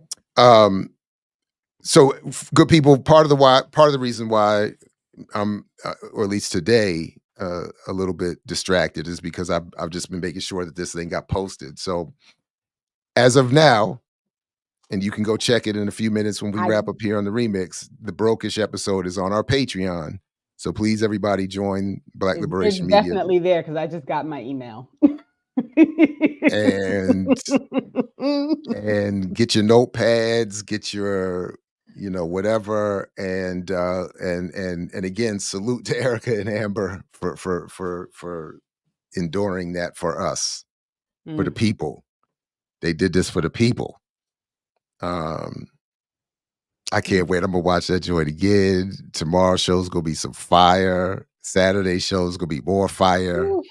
Monday even more fire. This is gonna be pew pew. Well, we might as well wrap up over here and just go ahead and let people start heading over. I mean, since you couldn't wait till the show was over, we might as well just I mean my bad. I didn't know it was like that. I was not suggesting that. We still have 13 minutes. I don't have access to the run sheet, so I can't pull up the numbers falling already. They headed over there to go to Patreon. I love it. That's hilarious. Well, but it is dope. Let me do one more. Let me play one more clip from this Mark Lamont Hill, Cori Bush discussion that she put in that Erica has in the run sheet. Nah, stay around, y'all. Stay around. We got a little while. Yeah, be patient. Here we go. That's funny though. What is this here? What are they talking about? If the election were today, could you, in good conscience, vote for Kamala Harris? I don't know. But the thing is, me voting, so you said good conscience. Yeah. Good conscience is different than strategy. Okay. So to vote for her because out of strategy, because I definitely don't want a Donald Trump presidency again. What Donald Trump, I feel, can do to whether it's the Black community or women's rights or, the LGBT community, children at the border, all of these issues, so many of the fights that the people are that in this country who are fighting to get the arms embargo, to get the ceasefire, to get the humanitarian aid in. So many of those folks are then going to be pulled to go and fight. Now I got to fight, over here because this is happening to my people or this is happening in my community at the hands of Donald Trump. And so we won't be able to come together like Voltron to be able to then, fight as much to save the lives of Palestinians. So that's my one thing is just that we're going to be so pulled apart because of what I believe that he would do. And with Kamala Harris, at least we know in so many other areas that those won't be fights, we believe. But what I am hearing, and this is why I said, this is strategy versus my good conscience, because what I'm hearing is people say, well, nah. Again, how the how does that thing. work? But how does it work to say we'll be pulled apart from fighting against the war and genocide while the woman who is you're talking about voting for is carrying it out and funding it? How does that work? This is crazy. I don't even understand. Like, I still can't get on board with this whole, like, it's going to be easier to fight under Kamala Harris. Because I think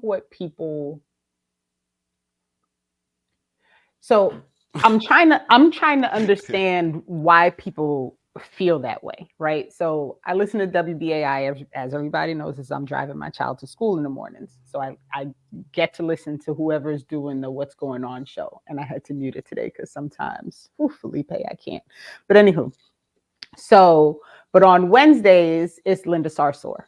And I can take her or leave her most days, but sometimes she says interesting things. And I do, my mother is trying to teach me to listen to everybody. So I try not to silence it too fast. But yesterday she was talking about this thing with, how difficult it was to be an organizer under Donald Trump because people would say crazy things and do crazy things and da-da-da-da-da. And I was like, okay, but isn't that what it's like? Like, I feel like that's always what it's like, right? So if the fear of, like, the people who feel in some way like emboldened by the outright racism makes it so difficult for you to organize, like, I have to question your fortitude, because I feel like that's something that you're going to encounter at all times. Like, I'm watching clips consistently of people at Democratic rallies, at, people lined up outside of Democrat, like, and Democrats acting the damn fool, right? I saw a clip of a woman screaming in a 2-year-old's face who was sitting in a child seat with her father, and the father was supporting Palestine, and she's screaming and cursing at the baby. And this, so I'm trying to understand this world in which people are carrying on about, like, how much better and how much easier it's going to be, because it's not going to be much different than it is right now. And you have people losing their jobs. You have people getting picked up and arrested. You got people getting dragged through the streets. You got people getting thrown out of stuff. Like, all of that is happening right now under your Democratic president. So I'm still having a hard time, like, putting this whole, it's going to be so much worse under Trump thing together. And I don't even know what Cori Bush is talking about with this, like, Voltron and whatever thing she was trying to, whatever comparison she was. I was like, sis, you literally lost your seat because the Democrats didn't even have your back during your primary race. They let you get the boot for the AIPAC dude. What are we talking about right now? You know what, Renee? I feel like a lot of people out there feel like, since she's not president and vice president, she doesn't have full power and full control. So we're saying all this, but this is under Joe Biden. So people might feel like once she gets to be the person in power, that it won't be like that. Which is nonsense, right? If Jared goes out with his wife and Jared decides that he's going to start picking on a random old person and beating them upside the head, and his wife is standing there watching him do it and not saying, like, Jared, what is wrong with you? What are you doing? She just is complicit in his nonsense. Her having the title of vice president, literally, like, could she not sign an executive order? No, she can't. But guess what? She's a voting body when the Congress is tied. let's not pretend like she doesn't have any ability. She also has a voice, right? She could, for all this nonsense like that people go on about with that, she quickly used her ability to go down to South America and tell people not to cross the border. She went to Africa to go sell AFRICOM to people. She ran around talking about Israel and planting trees and saying how they have the right to defend themselves. Like, why is it that her title is only irrelevant when you're calling her on the shit that she don't do, right? It's relevant when she's doing all the things that are completely complicit with the colonialism and the imperialism and the war. And like, why is it irrelevant when people are calling out the fact that she stands by and allows this country to destroy other countries, to destroy other people, to participate in war, to sell war, to profit off war? I mean, they're all over the place, absolutely devastating places. And then she got the nerve to look at people who are fleeing from the devastation we cause and tell them, don't come here. I don't want to hear that. Like, it's nonsense. It is nonsense. Sounds like a good last word from me. And Minister Service said you're supposed to do a mix. No, Mr. Service supposed to be here at the beginning of the show, and he would have seen that I did a mix to start the show. Oh, that's true. He did. And my bad, Lateef. I saw your note, but I just got to it. Sorry, Lateef. I'll hold it for Saturday. I don't know. I just look at it like people don't look at the vice president as having any type of power. Just like you don't look at a vice principal. You don't look at a vice anything as like. I worked in a high school and the vice principal, or even a substitute teacher for a teacher. Like, you're not really the one in power. But if you're a substitute teacher and you act the fool and they call security on you, guess what? You got power then, right? Because security coming. Like, we have to stop. We have to stop this game. And in the end, look, if she wins, we'll see. Right? I mean, Dick Cheney is right. Dick Cheney was the example. He ran the White House from the vice presidency.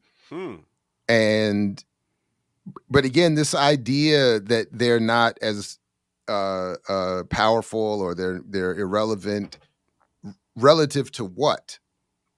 Maybe relative to certain sectors of the government and whatever elite power exists, but not relative to the rest of us. Right. And the idea that you're sitting right there and you can't say anything in any of these meetings is crazy. And let's be reminded that Biden was the VP for Obama, and he got into office, and guess what? He did all the stuff Obama was doing. He was dropping bombs. He about to deport more people than anybody else. He's suing journalists. Like, why are we pretending like there is not a precedent set for VPs doing exactly what the hell they stood by and let happen when they were the VP? Like, can we stop? Like, can we just? Why are we pretending that the president? Why are we pretending that the president even has power? That too. I mean, be real about it. It's the corporations, ain't it? I mean, that's a good point. England. That's true. So, that's a good point. So that even to the point that you can't, that for her to sit up there and tell Club Shay Shay that she's going to do all of this and that and all of that and this is also part of the mythology. Right. So, but this is, wait a minute. I was trying to look for the video real quick because is this the right one? Talking about vice presidents. My family and I are deeply sorry for all that Vice President Cheney and his family have had to go through this past week. We send our love and respect to them as they deal with situations that are much more serious. Isn't that the one that he shot in the face? I was trying to find the one because that's the one he shot. I think he shot. I got to find that clip because the dude shot. He got shot in the face and then went on there and apologized. Although he was looking pretty clean in that shot. I got to see if I can find the right one. But that was always my. Well, I think he's gonna find the right one for tomorrow. when we come back here on the Remix Morning Show. Because it's time to get up out this piece. So we could go to the Patreon and become a member over there so we could go check out that new episode of Blackish. That is what we're about to go. Brokish. But it's a play on that, and it's appropriate. Blackish, brokish. You know what I'm saying? So go check out Brokish with Erica and Amber. And it's going to be a dope show. And y'all come back here tomorrow for some more. We got a dope lineup coming up tomorrow morning, also here on the Remix Morning Show. So hit that like button, subscribe if you're new to the channel, and become a member. All right, with that said, we are out of here. Thanks for tuning in on no other than your favorite morning show, the Remix Morning Show. Link is in the show description. Patreon, blackliberationmedia.org too. Patreon. Damn.